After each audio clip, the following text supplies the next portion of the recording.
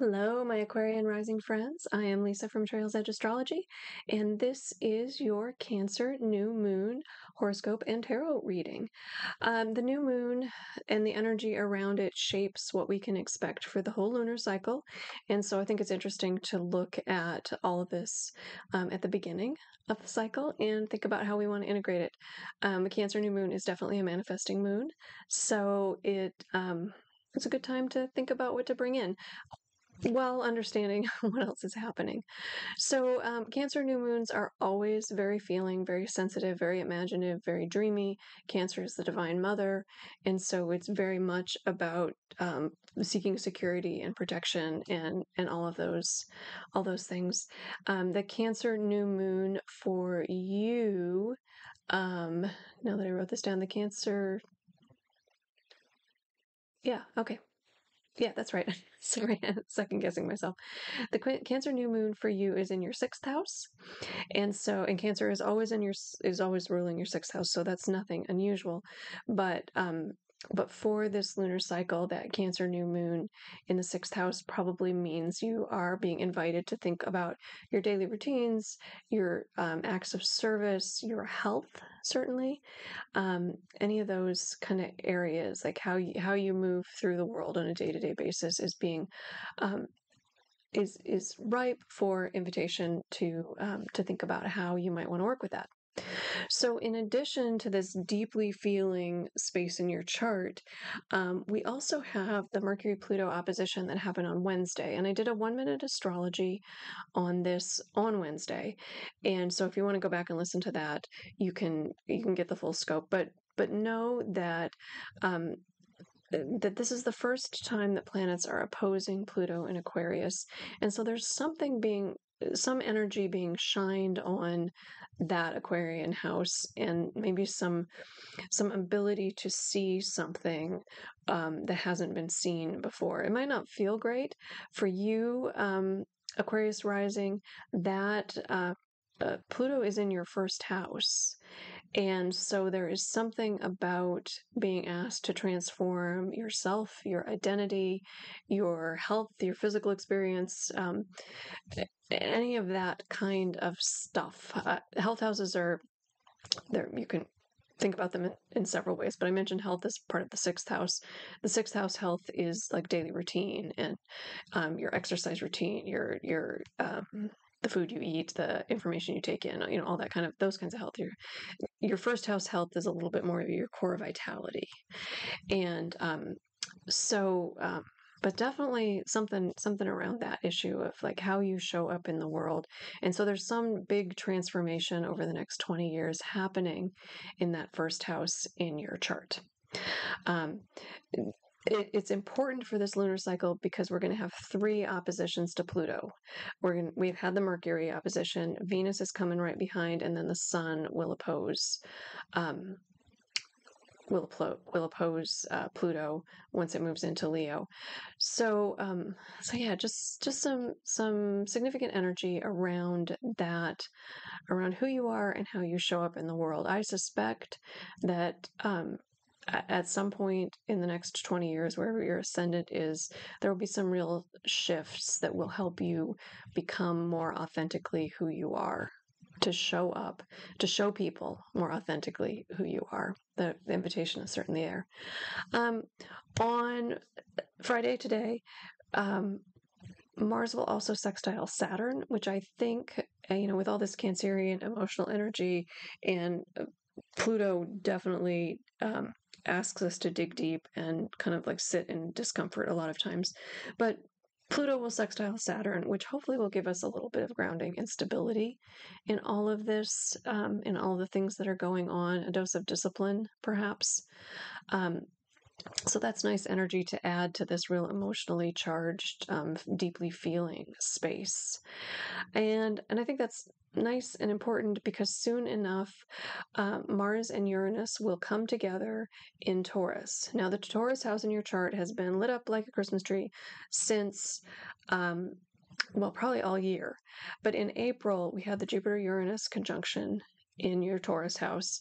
The eclipses were ruled by your Taurus house. So in April, probably there was something that started stirring, but it might not have gotten legs at that point. It might not have been able to like come fully into being for a number of astrological reasons.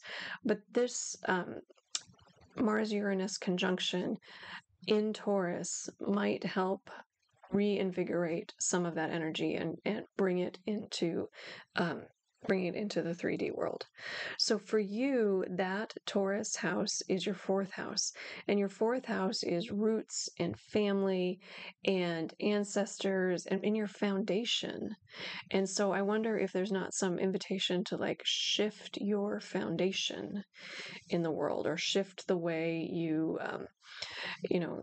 shift the things that give you that ultimate sense of security. There's something going on in that family realm as all this is happening. And the Jupiter-Uranus cycle is a 14-year cycle, so this is just the beginning. But I do wonder if Mars and Uranus coming together in that space won't shift something. Mars likes to go fast, Uranus likes to go faster. Mars in Taurus, I often refer to as the bull in the china shop, and going with that analogy, Uranus is the cattle prod for the bull in the china shop, and so we can expect something to shift or something to change, and probably in an unexpected way. Unexpected isn't always bad. Is often not bad. It's just unexpected. So to the extent that you're able to roll with that energy is going to be part of this lunar cycle. I don't know if I said it out loud, but it is exact on July 15th, but we will certainly start feeling it if you're not already feeling it coming in sooner rather than later. So look for that unexpected shift, and it may stir your foundation in some way. So I guess overall, astrologically, when I look at this cycle for you, Aquarius rising, I see some daily habits and some health kinds of things maybe being highlighted to support a transformation to be more authentically who you are, and a grounding and rooting movement to again help you be more authentically who you are and feel more secure in your actions. So introspection's the name of the game. Really, because this is a Cancer full moon, and I know you're an Aquarius rising, so feelings might not come naturally, but I invite you to really tune into your body, listen to your heart, listen to your gut before you move forward with any intellectual kind of activity. So see how that hits, see how it feels, and yeah, let's look at what the cards have to say about how you might move forward. All right, we are going to use, let me move this so that I can see, that you can see. We are going to use the Mind's Eye Tarot by Olivia Rose. I got this deck at Hazel Jane in Effingham a couple weeks ago, and I love it, and so I've been using it a ton, so you get to see it here. And then we're going to finish off with the Season of the Witch Litha Oracle. The Litha is the summer solstice, which was a couple weeks ago. The solstice is solar, but I usually kind of carry that energy through the first new moon after the solstice, which is always the Cancer new moon. And it's a cool deck, so it's a fun one to use. So we're going to do a new moon spread that I don't think I've done on this channel before, but is one that I use in my own practice. So I hope you like it. Let me know, and we'll see how it goes. All right, let's see what the cards have to say for you, Aquarius rising. All right, where are you now? So you got the Hermit. So the Hermit is a really internal card, which makes some sense with Pluto in your first house. Like, you might be working on your core identity, or you might be feeling some like uncertainty about like who you are in the world. One of the things I have found with Pluto transits to major points in our chart is that we find that the tools we've used in the past don't work anymore. Like, the things that have always gotten us where we need to go just suddenly are like this isn't working. This isn't getting me where I need to. This isn't achieving what I'm trying to achieve. And so So there may be some of that going on that's causing you to be really internal and really move, that, like you're having to refigure this out. This is a card of transition. It's all hermit cards, or most hermit cards, have some kind of lantern, but the lantern's not like lighting the whole room. It's lighting down. It's pointing down. It's very, there's one point of light that you're focused on. So there may be some transition going on, maybe some real introspection, some internal work that you're doing in this time, which again would make absolute sense because Pluto is approaching, has either hit your ascendant or is approaching your ascendant, depending on where your ascendant is, and that is a transformational energy. All right, what's blocking your growth? As you're doing this internal work, as you're doing this reformulating who you are, what is blocking your growth? And we got the Ace of Cups. So this is interesting. The Ace is the most internal, or the most kind of the purest form of the suit. And Cups is about relationships, it's about emotions, it's about your deep feelings, it's about your intuition.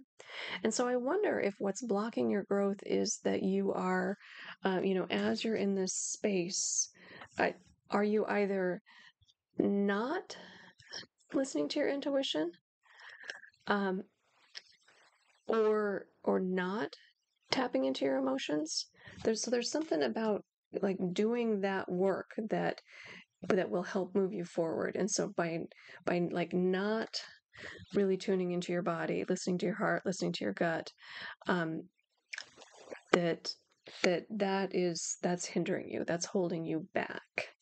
And so I think that just looking how, I guess alternatively, like this could be really hard. Maybe, this time period could be really hard. And alternatively, maybe you are kind of wallowing in emotions. Like you're just letting it wash over you, and you're not, and that's blocking your growth. You're not using your intellectual skills to get you through a path. So I'm gonna couch it either way, and your life. Like you're in a transformational journey, and are you either not listening to your feelings and your intuition, to the point where it's blocking you moving forward, or are you just wallowing in that? Are you just like in a puddle of tears most of the time? Like, I don't know what I'm doing. And puddle of tears is too strong. Are you getting too caught up in the emotions? Are you getting too caught up in, I wonder, okay, here's another thought on how this could play out, for you, Aquarius rising. Like, have you just had a breakup? Are you alone all of a sudden, and you're like trying to fill that space, trying to get another relationship going when it's not time? So, okay, I'll leave that behind. So there's something about being alone right now and doing your internal work, and feeling an intuition, as a point of hindrance, something not letting you go forward. So what intentions do you need to bring in during this time period? And the intention you got is the Wheel of Fortune. And the Wheel of Fortune is a card that basically says that fate goes up and down, or goes round and round. Like sometimes it's good and sometimes it's bad, and that's how it has to be. We need the dark in order to understand the light. We need the day in order to understand the night. So I think the intention that this is inviting you to bring in is that uncertainty, is that you can only see your piece of the puzzle at the moment, and you can't see the whole thing. And so I'm thinking that some of this intention could be surrender, could be like, okay, I don't know where we're going, but we're going, and I'm just going to take the next step that feels right. And I might reject 50 things before the next step feels right. So I think the intention this month is just to accept that there is uncertainty in life, and that you are on this soul's evolutionary path, and that it's hard, and that and that you don't know really ultimately what's good and what's bad. All you know is that it is. So something about bringing in the intention of just accepting where you are right now and not necessarily pushing to move one direction or another unless it feels really like the right thing to do. Unless you've checked in, well, check in with your head. You're an Aquarius rising. You're always checking in with your head, but check in with your heart, check in with your gut. All right. What knowledge do you require going forward? You require the King of Wands, and the King of Wands is a charismatic leader. So the knowledge you require could be that there is a teacher coming your direction or somebody who is coming in to help you make this transition. And this person could be you. So what this card could be saying is the knowledge you require is that you, if you do this internal work, if you sit in this uncertainty, if you do this transformational process with Pluto in your first house, that you come out the other side as somebody who lives a life, who leads with creativity and passion. Kings are leaders, so it's not that you're just like living in that energy. You're doing that. You're a leader. You are a charismatic leader who lives with passion and purpose. And so know that that is the energy that can come if you can dig in and just do this hard work. And it's long term. Pluto transits are long term transits. Some of you, like it may just be touching, depending on where your ascendant is and what else you've got in the first house. Like this could be a long journey. So I don't want to tell you it's gonna be a flash and it'll be over. But there's something about that, like being able to lead in a place of passion and creativity is possible, and which is really interesting because Aquarian energy does tend to be mental, cerebral, and the energy of Wands is more heart-centered and more about fire and passion and intuition and those kinds of things. So I think this Pluto transition will allow you to access parts of yourself, but you kind of got to ride. You got to go on the ride. You got to accept and live in the uncertainty for a little bit for that to happen. And then what positive energy comes out of it during this lunar cycle if you sit in this uncertainty and if you know that this is going somewhere, you just don't know where, you get the Four of Wands. This is the celebration card. So this is joy, this is purpose. This you got, interestingly, you got two wands here. So so there's some, I think, like sit with where you are. Feel your feelings, do your work, and there's going to be some joy and celebration that comes out of this lunar cycle that you can embrace and really work with. So I think that's a beautiful, positive energy. So things with Pluto in your first house, things probably feel hard right now. And the Taurus energy in your fourth house, things, it might feel unstable, but there's some beauty, some grace that I think you will realize if you can just sit in uncertainty this month and just feel your way along. All right, let's look at the oracle card for our reading, and you got the Mermaid, and this card says, let the allure of the mythical siren seduce your curiosity. Magic awaits. Let's look in the guidebook. It says, things you are attracted to are not a mistake or a flight of fancy. They represent things that are meant for you to hold the key to more happiness, your purpose, and the ways to live in your life. If you are captivated by something, allow yourself to be pulled down into the depths of seduction. It can be scary to follow your passions, not knowing what waits for you on the other side. But the best things in life are often the things that scare you the most, yet make you want to dive in. So that's kind of cool and exciting. And I think fits in this whole, again, with when Pluto is in a significant place in our chart, it can draw us to things that we don't necessarily understand, or it could bring up longings of our heart that we haven't let ourselves really engage with. And so, I think the invitation is to engage, is to just like listen to the callings of your heart and see what happens. All right, Aquarius rising, I hope this was helpful. If you were still here, would you please like and subscribe and share my channel with other people if this is useful to you? That helps it grow, helps me get my message out, lets me know you're out there. And I will talk to you soon. Have a happy Cancer new moon.